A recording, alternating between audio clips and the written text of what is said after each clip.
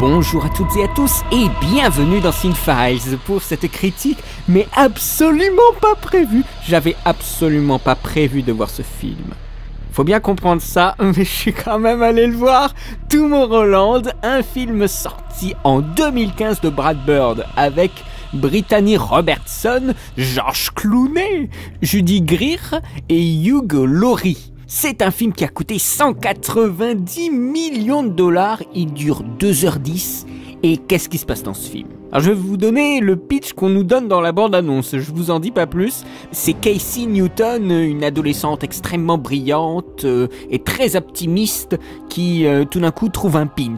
Un pins qui lui dévoile un monde incroyable qui s'appelle Tomorrowland. Et elle va essayer, avec George Clooney, Frank Walker, d'arriver jusqu'à Tomorrowland justement. Alors, je vous en dis pas plus parce que honnêtement, je suis allé voir le film tout en ne sachant pas du tout de quoi ça parlait. Vraiment, mais vraiment pas du tout. J'avais vu, voilà, un petit peu bande-annonce, voilà. Je savais qu'il y avait un pins qui permettait de se téléporter, qu'il y avait George Clooney, une gamine, et Hugh Laurie bien rasé, des trucs de science-fiction, et c'était tout. Je savais vraiment pas du tout. Je n'ai pas eu du tout le temps de travailler la critique, j'ai fait des recherches un peu à la va-vite, mais ce qui m'a donné envie d'aller voir le film, c'est ce qu'en a dit Rafik Djoumi, donc de Capture Mag, hein, Rafik Djoumi qui est un critique, qui a fait un Capture Mag sur Mad Max, mais aussi sur Brad Bird, et quand il parlait du film, bien sûr sans spoiler, hein, c'est donc le dernier podcast de Capture Mag, je me suis rendu compte qu'en fait le film, faudrait que j'aille le voir. Je vais reprendre beaucoup d'éléments de ce qu'il a dit, parce que c'est vraiment, ça permet d'en sentir l'ampleur de ce film. Mais j'en parlerai peut-être pas aussi bien que lui, je le paraphraserai un petit peu, mais c'est parce que c'est vachement important que vous entendiez ce que j'ai à dire et ce que lui, Rafik Djoumi, a à dire. C'est pour ça que je le cite officiellement là dans la vidéo, parce que c'est vraiment, il a mis des mots précis et des concepts que quand on voit les critiques, tout simplement, quand on voit les critiques, on dirait qu'ils n'ont pas compris le film, qu'ils n'ont pas compris l'importance de ce film. Alors on parle, voilà, science-fiction, parc d'attractions, qu'est-ce qu'il y avait encore, le steampunk, et c'était tout. Mais en fait, le film est beaucoup plus important que ça. Je reviendrai sur ça juste après. Alors c'est un film qui fait, on va dire, rêver. C'est un film sur le futur, mais c'est pas le futur, je viens du futur, Doc, quoi. C'est pas Retour vers le futur, mais c'est sur le futur hypothétique. Et c'est un film très optimiste. Sur les inventions qu'on imagine, l'imaginaire, donc l'optimisme qui est à opposer au pessimisme, donc le sombre, la fin du monde très clairement. Donc ces deux notions, c'est le bien et le mal dans notre esprit de ce qu'on imagine dans le futur. Je pense que là vous commencez à cerner peut-être l'idée. Alors, je vous dis tout de suite, spoil, pas spoil, je vous conseille peut-être d'aller voir le film. Vraiment, vous pouvez aller voir, si vous voulez mon avis méga clair. Vraiment c'est un film à voir, c'est un pendant complètement différent, optimiste et clair à Mad Max. C'est vraiment bien de voir Mad Max, je vous conseille vraiment d'aller voir Mad Max et après d'aller voir Tomorrowland. C'est vraiment deux univers, c'est incroyable comme les deux films se répondent tout en étant voilà, à une semaine de décalage, c'est dingue, c'est complètement dingue, hein. Ouais, allez voir Tomorrowland. Maintenant je vais rentrer dans le film, je vais dire, donner des pistes d'interprétation du film, c'est trop dense, c'est des films, il faut les revoir plusieurs fois pour en saisir vraiment toute l'ampleur dans la mise en scène, dans la narration, dans le dialogue. Il y a beaucoup de monologues assez formidables. Mais donc voilà, je vais quand même énoncer quelques idées. Le titre et l'univers du film s'inspirent d'une section d'un parc d'attractions. Alors, je sais pas si c'est un parc d'attractions qui a été vraiment créé ou si c'est un parc d'attractions imaginé par Disney. Donc là, il manque de recherche, bien entendu. Mais je crois que dans la critique de Chronique Disney, ils refont un tour sur tout ce qui est parc d'attractions dans Tomorrowland, justement. Donc vous trouvez sur Chronique Disney quelques informations. Pour moi, c'était un petit peu l'idée que j'avais, c'était une reprise d'un thème de parc d'attractions comme l'ont été les Pirates des Caraïbes. Alors bon, Tomorrowland en anglais, en français c'est À la poursuite du lendemain, qui est un titre qui résume une partie du propos, mais c'est pas du tout vendeur. À la poursuite de lendemain. Alors c'est un film qui a beaucoup de rebondissements, c'est un parcours initiatique, hein, donc de cette Casey Newton. C'est un parcours qui a plein de petites surprises par-ci par-là. Si vous n'avez pas vu beaucoup de bandes annonces, Ben, continuez à être comme ça, parce que, voilà, il y a plein de petits trucs, on le sent, mais on va avoir la preuve formelle à l'écran, et après, quand ça arrive, c'est juste énorme. Ce qui me gêne un petit peu avec le film, c'est qu'on passe, je sais pas, on va dire le film fait 2h10, voilà, il fait 2h10, on passe 1h20 à essayer d'atteindre Tomorrowland. C'est un petit peu énervant, parce qu'on sent qu'il y a beaucoup de choses à faire dans le nouveau monde, hein, mais voilà, on arrive après la fête, et c'est vraiment le cas de le dire, on arrive après la fête. Toute l'idée du film, c'est est-ce qu'on imagine le meilleur ou le pire? Et c'est là que le film prend des dimensions, parce que ça, est-ce qu'on peut imaginer le meilleur ou le pire? On peut le décliner à tout, on peut le décliner à la politique, au divertissement de cinéma, et à un moment, il y a un pic qui est envoyé à la propre compagnie, c'est juste énorme. Le film est méta, il joue sur un symbolique, mais il joue énormément sur le discours qui va au-delà du film. Quand je suis sorti de la salle, je me suis dit que c'était peut-être un des meilleurs films métaphysiques depuis Matrix. Et alors ce film-là, c'est vraiment méta. Alors là, c'est Brad Bird qui parle à la compagnie Disney à travers Tomorrowland, qui est lui-même un projet de Disney. C'est complètement fou. Il faut se projeter ailleurs. L'idée du film, c'est qu'on n'a pas à se projeter dans le passé, dans cette culture de la nostalgie. Typiquement Mad Max, encore j'en fais un retour, mais Mad Max c'est ça, hein. Une culture du passé. Rafik Djoumi a dit même une culture de mort, c'est-à-dire on va pas plus loin, donc renfermement vers le passé. Brad Bird a refusé de faire Star Wars, et il a fait ce truc à la place. Quand on a commencé voilà, à voir les noms des réals et tout ça, il avait refusé de faire ça, et je sais pas s'il va être sur un projet de Star Wars. C'est vraiment quelqu'un qui refuse complètement cette idée-là, hein. De passer, de voilà, on refait venir les sagas, on refait des remakes et des suites. Alors, je crois qu'il va faire une suite à ces Incredibles, mais c'est un projet qu'il connaît, donc il en connaît la limite de son projet et de ce qu'il veut faire. C'est quelqu'un qui était tout à fait bâti pour faire ce film, parce que le conflit central du film, c'est l'optimisme contre le pessimisme, hein. Je me répète un petit peu, mais le film nous parle de notre imaginaire et de ce qu'on peut faire, et c'est un film qui se place vraiment dans un temps de crise de création, j'ai envie de dire, à Hollywood. Et c'est aussi un film qui te fait sentir bien, parce qu'on n'a plus l'habitude d'un optimisme. Mais Casey, j'en parlerai un peu des personnages après, mais Casey, elle est optimiste, mais un truc, mais c'est complètement fou.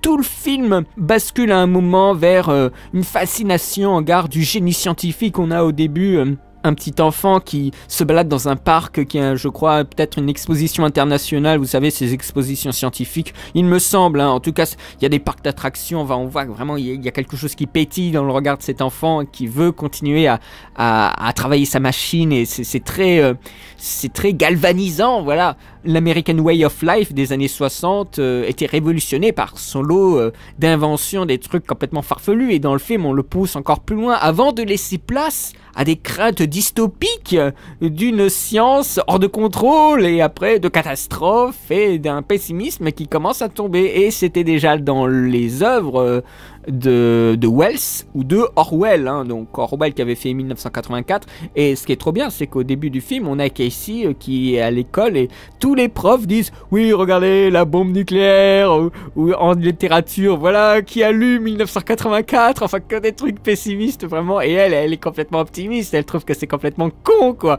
Il faut arrêter de rester dans le passé et voir dans le futur. C'est un film qui ne voit le futur qu'en se positionnant de façon très ferme, de façon très tranchée par rapport au passé. Je vais parler aussi d'une chose dont a parlé Rafik Djoumi.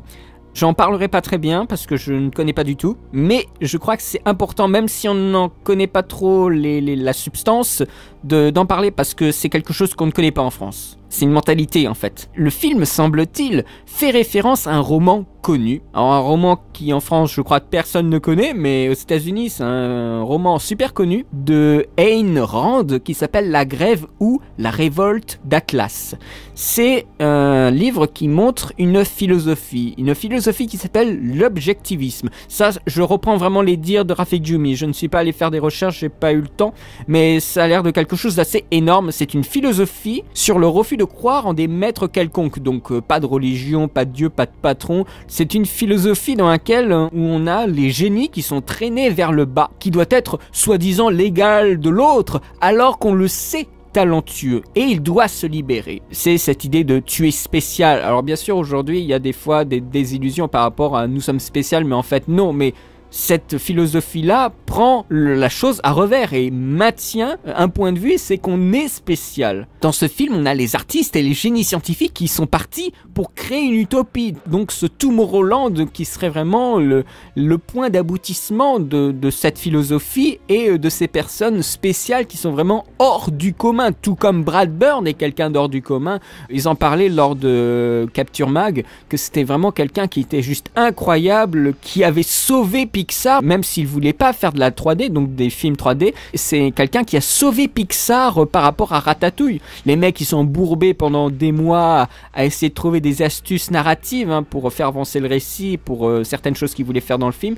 Le Brad Bird, il est arrivé en une semaine, il avait tout résolu. C'est ce qu'il disait dans le Capture Max, ça c'est des choses que j'ai jamais lues ailleurs. Donc vraiment, enfin, avec ces quelques interventions de Rafik Djumi, j'ai tout d'un coup la perspective du film et du réel qui se sont ouverts, mais complètement. Et Brad Bird, il est vachement touché par cet objectivisme-là, cette philosophie, parce que c'est aussi quelqu'un qui a eu ses projets constamment rabattus. C'était quelqu'un qui avait un projet qui devait s'appeler Family Dog. Alors, je résume vraiment, je me mets pas trop dans le détail. Donc c'était un projet de Brad Bird, mais qui a été complètement recadré par Tim Burton, qui était plus bankable auprès de Disney.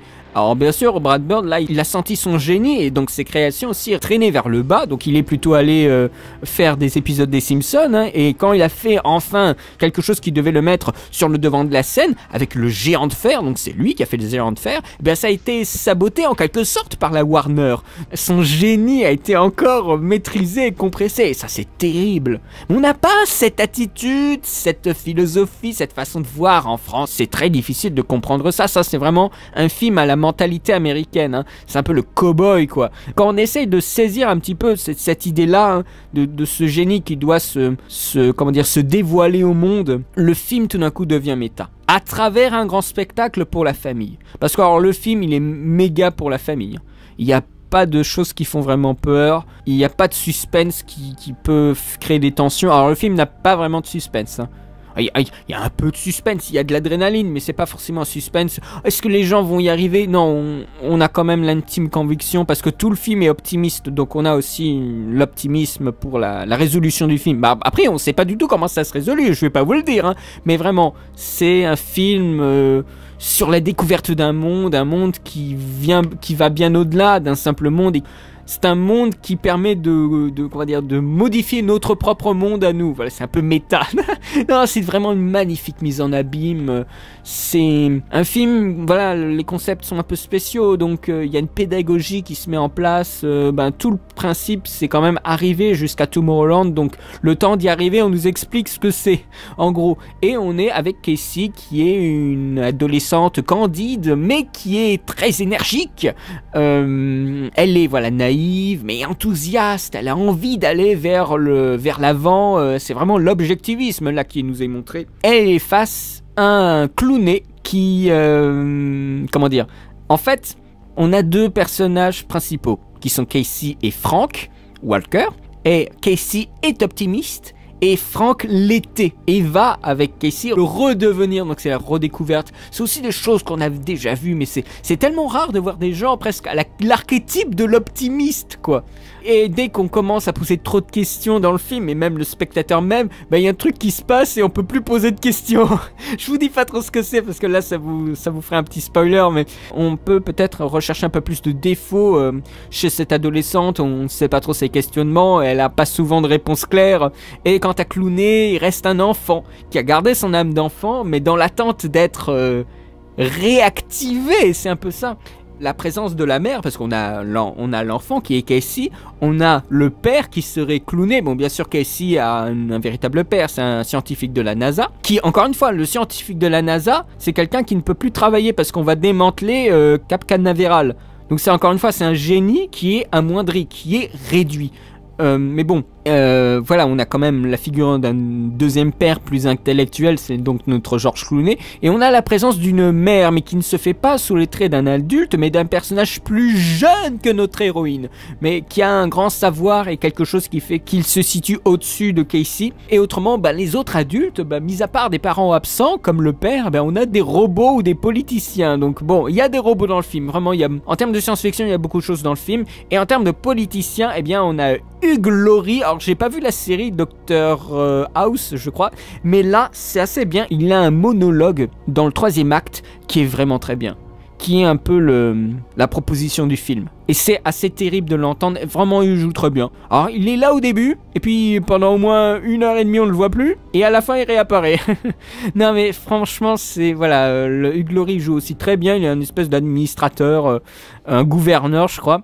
Et donc Hugh Laurie et Clooney sont 2 adultes qui sont mis en lumière, mais ils servent l'émerveillement de notre héroïne. Clooney c'est un peu le mentor de Casey, parce que c'est lui qui connaît les règles, il connaît parfaitement les règles, et il va emmener Casey et le spectateur dans une aventure palpitante. Mais il n'arrive que très tardivement. Alors on peut penser phénomène Gravity, mais non. Moi je croyais, honnêtement, qu'il était juste là pour mettre son nom sur l'affiche, et qu'il aurait, voilà, son chèque et il se barrait. Mais en fait pas du tout. C'est un homme désillusionné, qui est dans l'attente de ce fameux monde pessimiste, mais au contact de Casey, il va reprendre confiance dans le monde général. Clooney, il est très très bon. Il a déjà joué un peu ces mecs durs, mais qui cachent en fait un cœur d'or. Il a joué dans plein de films. Je sais plus les titres, mais c'est vrai qu'il a déjà joué ce genre de rôle. Voilà, c'est vraiment des personnages assez fascinants, enfin qui marchent très très bien. Les 2 acteurs jouent bien, sachant que là, Robertson, là, elle a quand même 1 heure de film où elle est toute seule en termes d'actrice, quoi. Il y a un petit peu un autre personnage qui apparaît, Athéna. Athéna. Mais oui, il y a un personnage qui s'appelle Athéna qui apparaît à côté d'elle. Ouais, mais elle reste longtemps toute seule, et dès qu'il y a Clooney, on se dit ah, il y a clownerie qui arrive. Et là, tout d'un coup, ça s'emballe et ça devient vachement palpitant. Il y a tellement d'idées dans ce film. Et là, on voit vraiment, c'est un mec qui maîtrise Brad Bird, maîtrise de la mise en scène. Alors pourquoi passer des films en 3D? D'ailleurs, c'est des films en 3D qu'il ne voulait pas faire, c'est un truc de fou quand même. Genre le mec, oh j'ai pas envie de passer à la 3D, oh je te fais les Indestructibles, les Ratatouille, hein. Non mais voilà, c'est vraiment un mec qui est talentueux. Quand il se fait un projet, il y va jusqu'au bout. Et ici, ben pourquoi passer au film live avec Mission Impossible, Ghost Protocol et ce film là. Alors déjà, Mission Impossible, je pense que c'était un peu sa mise en perspective avec les acteurs. Et dans ce film, les compétences en animation sont pour lui une véritable force. C'est exactement comme Miller avec le dernier Mad Max. Ça aide pour le propos, pour la composition, le timing, le découpage, le rythme, les effets spéciaux, c'est ce qu'il disait justement dans le Capture Mag. Là, je fais presque du copier-coller de leurs phrases. Ça amène à une efficacité terrible dans le mouvement des acteurs et des corps, un peu comme du cartoon en fait. Des fois, ils bougent comme du cartoon dans les regards. À un moment, il y a Hugh Laurie qui monte le regard vers un personnage, et là j'avais l'impression de voir le critique dans Ratatouille. Vraiment, l'animation sert, et on retrouve des éléments d'animation. Je parle pas de physiquement parlant, mais dans les attitudes, dans les cadrages. Le film donne l'impression d'être un peu un parc d'attractions. C'est comme si on allait dans un parc d'attractions, quand on ressortait, on est optimiste, on est joyeux, c'est un peu un grand 8, mais il n'y a pas tant de scènes d'action de ça. Il y en a, on va dire, 1, 2, 3... peut-être 4 majeurs, enfin qui ont un peu de consistance. Autrement tout le reste non. C'est l'émerveillement d'un magnifique décor. Il y a beaucoup d'effets spéciaux par rapport à des choses un peu spéciales, genre par exemple au début elle a un pins, elle le touche et elle se projette dans une autre dimension. Sauf que bien sûr, quand elle essaye de se balader dans cette autre dimension, elle se retrouve confrontée aux limites de sa propre dimension à elle. Elle peut pas aller au-delà, donc ça devient un peu compliqué. Donc là, voilà, il y a plein d'effets spéciaux pour rendre compte de ça. Il y a un plan séquence de fou, mais alors là, Avengers dans la poubelle, hein, leur plan séquence. Là, il y a un plan séquence où on la voit, mais alors, bien sûr, c'est un plan séquence qui est aussi thématiquement juste, parce que c'est un plan qui montre l'émerveillement de Casey, sa découverte de Tomorrowland, la première fois où elle y est vraiment. Donc c'est assez fascinant de voir ça. Enfin, elle va dans un train, après on voit des trucs. Ah oui, il y a un moment, c'est trop énorme, quand elle est en train de justement de découvrir le monde pour la première fois, elle voit des piscines. Alors c'est des piscines, je sais pas du tout comment vous expliquer ça. Je sais pas si je vous trouverai un screen de ça, mais c'est en fait des piscines dont l'eau est contrôlée et on passe d'une piscine à une autre, comme une piscine à étages en fait, mais où on peut traverser ces étages comme si l'eau s'arrêtait à un endroit, un petit peu comme, je sais pas, c'est un petit peu, voilà, imaginez la porte des étoiles. avec cette eau là qui stagne, mais à l'horizontale. Voilà, et imaginez plusieurs piscines avec des niveaux comme ça, et les mecs ils plongent d'un niveau à un autre et peuvent rester au milieu, enfin des trucs. Voilà, rien que cette idée là, moi je me suis dit, oh c'est énorme. Voilà, ça c'est le génie scientifique dont je parlais au début qui est poussé très très loin dans ce film là. Il y a tellement d'idées aussi visuelles que les interactions et les inventions qu'on voit dans le film. Alors, il y a un climax, il y a une espèce de climax qui arrive un peu sans prévenir forcément. C'est très étrange, mais c'est aussi un climax assez émotionnel et thématique. C'est quelque chose d'assez fort. Il y a une direction artistique qui est vraiment bonne. Bird se cite lui-même dans le film. Il y a un travail sur le passé. Il se questionne lui-même. À un moment, ils arrivent dans un local où il y a plein de petites babioles et on a des petites citations par-ci par-là à Star Wars, à The Incredibles d'ailleurs. Alors j'ai découvert au générique de fin qu'il y a un montage réalisé par Walter Murch. C'est le monteur de Apocalypse Now, des parrains, du patient anglais. C'est quelqu'un d'assez incroyable et il a été, alors je sais pas s'il a été consultant ou s'il a vraiment monté ce film. Je crois qu'il l'a vraiment monté parce qu'il était avec quelqu'un d'autre à côté. Ce film est ultra bien monté, il y a très très peu de problèmes. Si des fois il y a des problèmes spatiaux, mais c'est plus là du coup du tournage que du montage. Mais le film est très très propre, il est super bien fait aussi. Je peux pas vraiment vous dire d'autre chose que ce qu'on voit dans la bande-annonce, hein. Je voudrais pas trop vous gâcher la surprise s'il y en a qui ont continué à regarder cette vidéo. Il y a un héritage, comme je le disais, steampunk au début de la vidéo, un héritage de Jules Verne, une ambiance graphique très vernien, un côté rétro-futuriste et un côté français. Il y a de la citation à la France avec la Tour Eiffel, à un moment on est à la Tour Eiffel, mais comme dans les précédents films, à un moment on a un côté De Funès avec ce vice-cuisinier dans Ratatouille et aussi bien sûr Fantomas dans La Mission Impossible avec les mains. Ça, j'ai pas trouvé ça tout seul, ne vous inquiétez pas, j'ai encore écouté ce fameux podcast. Il y avait aussi un autre podcast de No Ciné, je crois, mais c'est un podcast purement audio que vous pouvez aussi trouver où Rafik Djoumi intervient encore une fois. Formidable mec. Le film se moque d'autres films et aussi des fans de ces mêmes films, comme on a des fans de Star Wars mais qui sont tournés en ridicule. Ce film veut nous montrer qu'il faut arrêter les conneries avec ces films-là. Il faut arrêter en fait de les faire revenir. C'est comme en fait si vous avez une superbe sauce et que vous arrêtez pas de la réchauffer. Et puis à un moment, la sauce c'est de la merde quoi. Les fans de Star Wars dans le film, ce sont des robots stupides et meurtriers. Voilà, mais voilà ce que c'est. Et Hugh Laurie, un mec qui est encore une fois dans le passé, il représente un peu la figure de Disney, gouvernant une ville qui n'a plus d'habitants. Voilà.